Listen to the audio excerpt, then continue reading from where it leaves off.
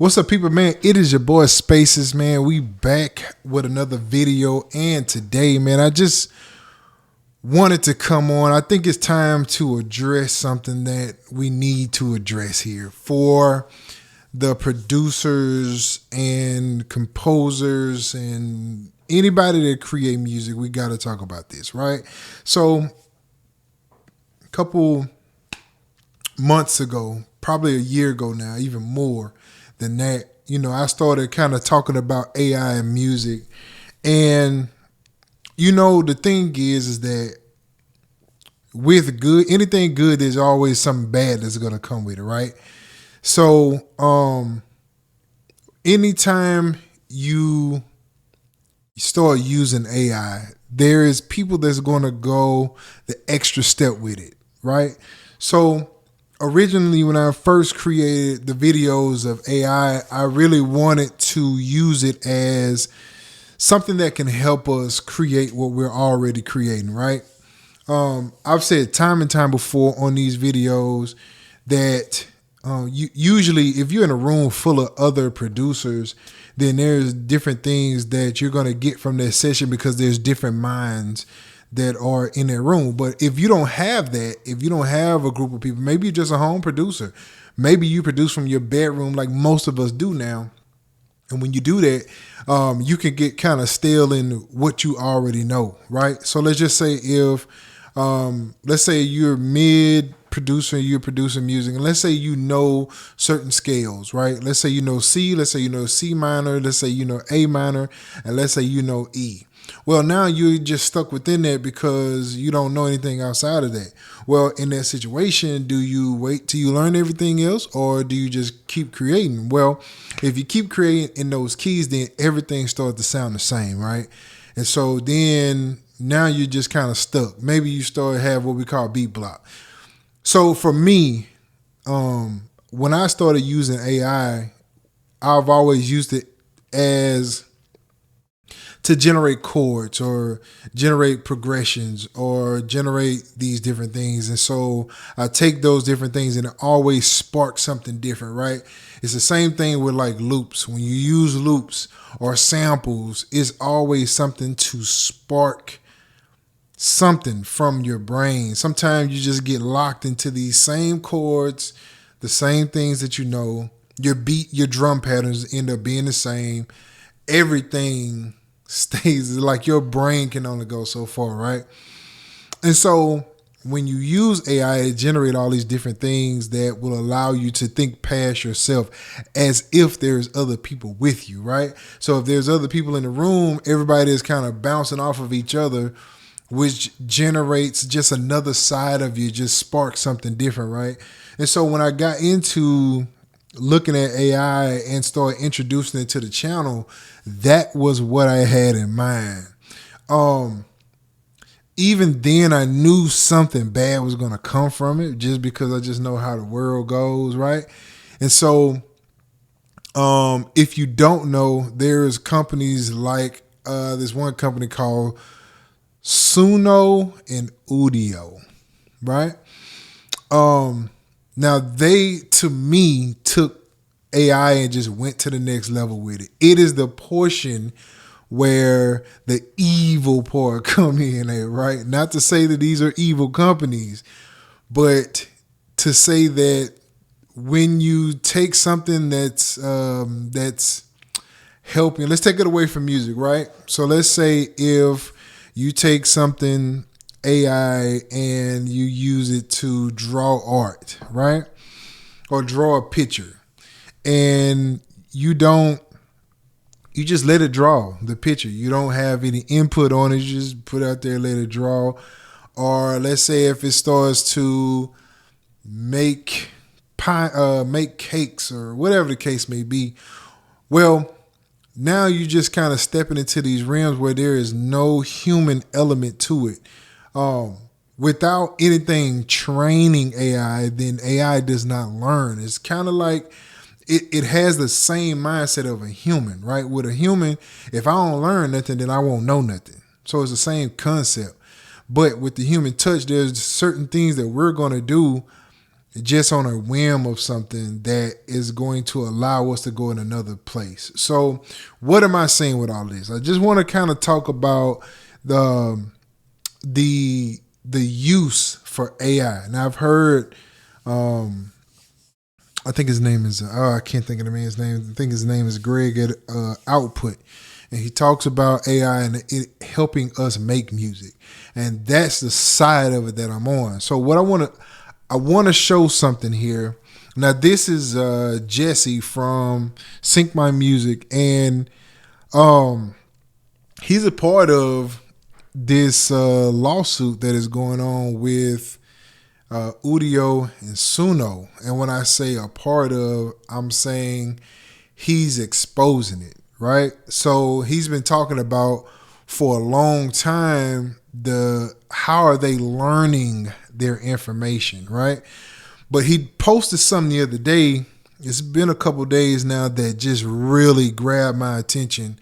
And when it grabbed my attention, it really just kind of irritated me to the point where it's like, man, how do you go that far with something like that? So what I want to do, I want to show this video.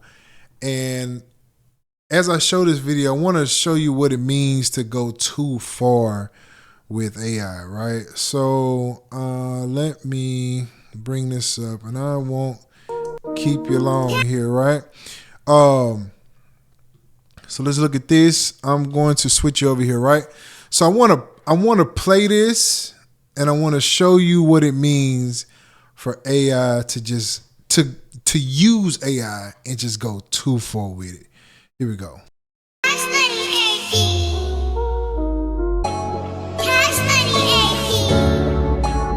Oh my God, Ronnie.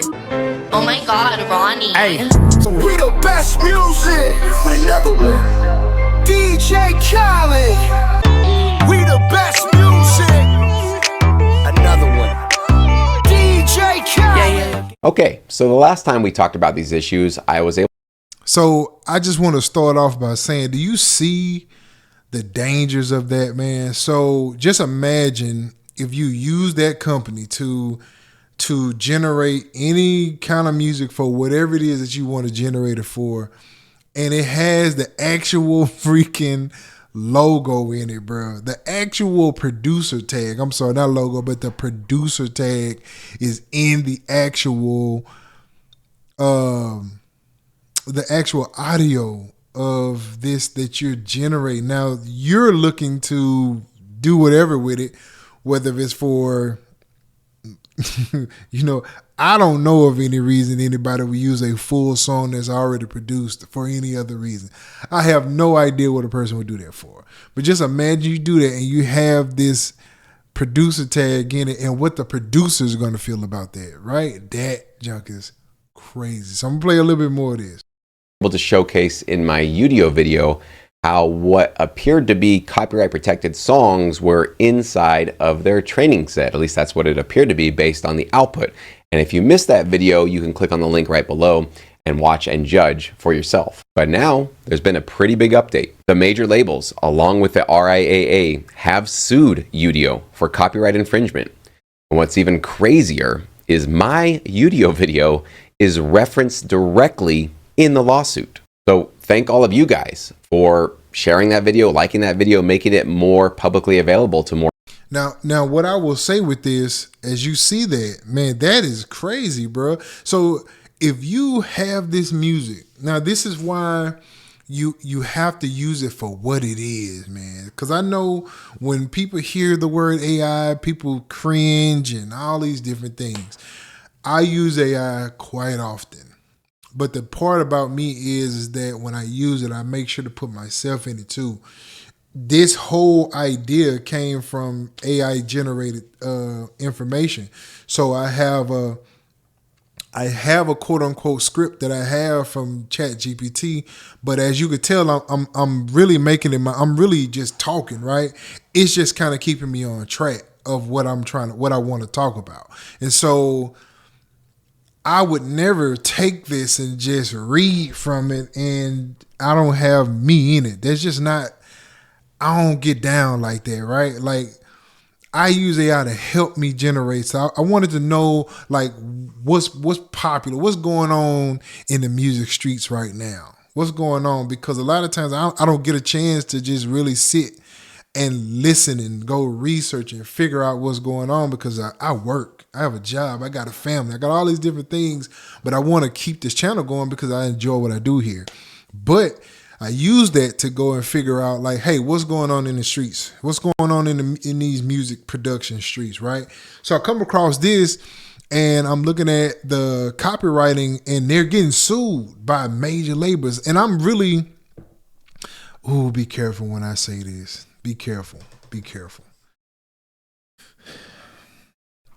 I'm happy that it's being brought up because that's not what musicianship is all about.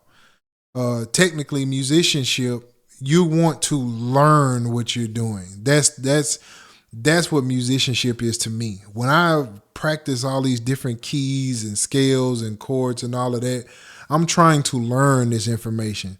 Now, when I use this, I even learn from the AI when I use it. I learn how to structure different things. I learn how to, what chord progressions go with the other one and what's a good melody counter and all these different things that I'm learning from it because I don't want to depend on it. I just want to be able to create what I'm creating and continue to do that.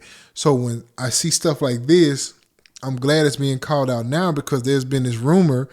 I don't want to call it a rumor. I'll say this. There's been this thing that, AI is going to take over our jobs and they're going to take over the music world and they're going to take over all these different things when it just won't happen. It can't happen because there's too many.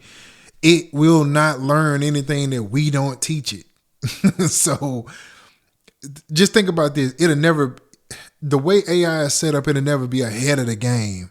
And as a producer, as a musician, as an artist, as a creator, we're trying to be ahead of the game. So AI will always be coming up behind us because it's got to learn information, right?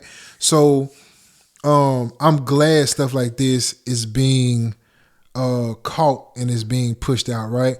I want to show some examples here, right? Of course, we know they're getting sued, so I'm going to play this little thing here. Let's dive in now. Let's jump in and let's take a listen to some of the interesting outputs that we've discovered using Suno's model. So this was a Reddit post where an anonymous user shared a track he had generated with Suno's model that had a familiar sounding producer tag at the start of it. And just in case you're not familiar, a producer tag is just like a vocal trademark. It's an audio trademark that gets put into the start of a track to let the listener and the audience know which producer made the beat. Now, while he's talking about that, man, producer tags are like our babies, right? I remember I used to have one years ago. I hadn't used anything like that lately. But those producer tags, man, are very, very dear to our hearts. And so when you see this, it's going to trigger people, man. But here we go. Hold on. And you've probably heard many of them. They sound something like this. We the best music. Another one. DJ Khaled. Oh my God, Ronnie. Hey. What's that on that beat, ho? Okay, let's go back to that Reddit post and take a listen to what the user generated accidentally using Suno's model. And what I mean by accidentally is that this user was not trying to intentionally get a producer tag to come out of Suno's model.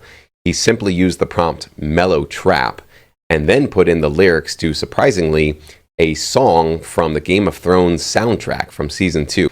And this is what Suno's model spit out.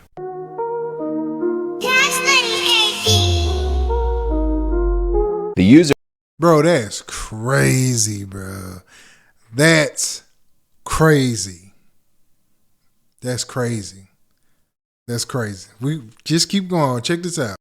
Thought it sounded familiar, and then he figured it out.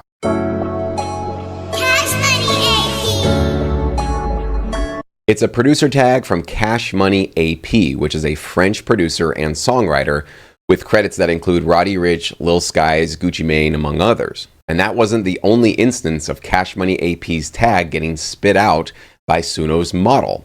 Here's another one. How is Suno's model able to generate what sounds like a sampled producer tag out of its model if it didn't train off of Cash Money AP's music? Man, that's crazy, bro.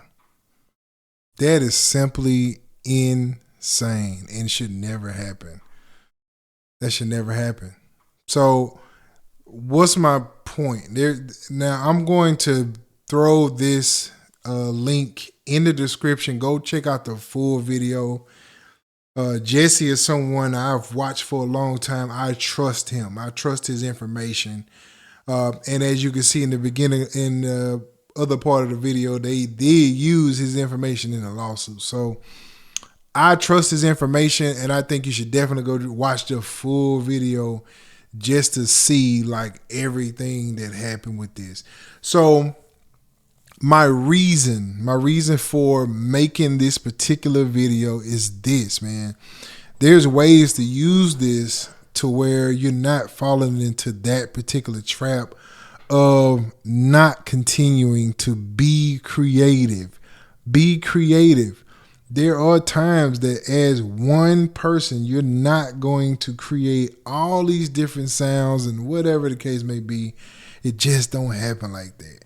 And so at times you may have to use some assistance to get get a sound, or maybe get past this barrier that you have, but do it strategically. Do it strategically. AI is here, man. It is here. It's not going anywhere. It's definitely something that we're going to have to face, and we're gonna have to basically meet it head on with what the facts and the truth is. You can't use it and take yourself out of it. You can't just put it to work, so to say. I know like companies, they have like the mechanical arms, but they got pilots making sure that it's doing what it's supposed to do, because it's not there to take over the job. It's there to assist them with the job that they're trying to get done. So when it comes down to maybe every time your mind goes to making music, maybe you're at the 1-3-5 progression. Maybe that just comes natural, 1-3-5. And so all your songs sound the same because you're using 1-3-5. Maybe you use a 1-5-3, or you switch it around, but evidently it's still, eventually it'll still sound the same at some point, right? So you try to learn other things, but it's not coming natural at the moment. At that particular moment, it's not coming natural. So what is a good option? You can go to ChatGPT and type in what's a good chord progression for this. What's a good chord progression for a sports whatever song? It gives you the chord progression. You go in, you play the chord progression. Oh, that do sound like it. And then from there, now you can just create. You can create from there. All you needed was that chord progression to actually get the spark going. That's how you use it. Shout out to Output. Output has a co-producer where you can type in different words and it'll generate a loop for you that you can use. Now, if I know what I'm talking about, which I think I do, because I can't remember how it's actually set up, but those are generated from their library of sounds that they have that are royalty free, that you can actually use these. I am a stickler of when I have a loop or a sample pack or whatever the case may be, I want to make it my own, and I don't just throw it on there and just let it do what it do. There are times that I do that. I may change the key, but it just sound good the way it is. And so what I'll do is I'll build around it to the point where I can even take it out and the song still sound the same.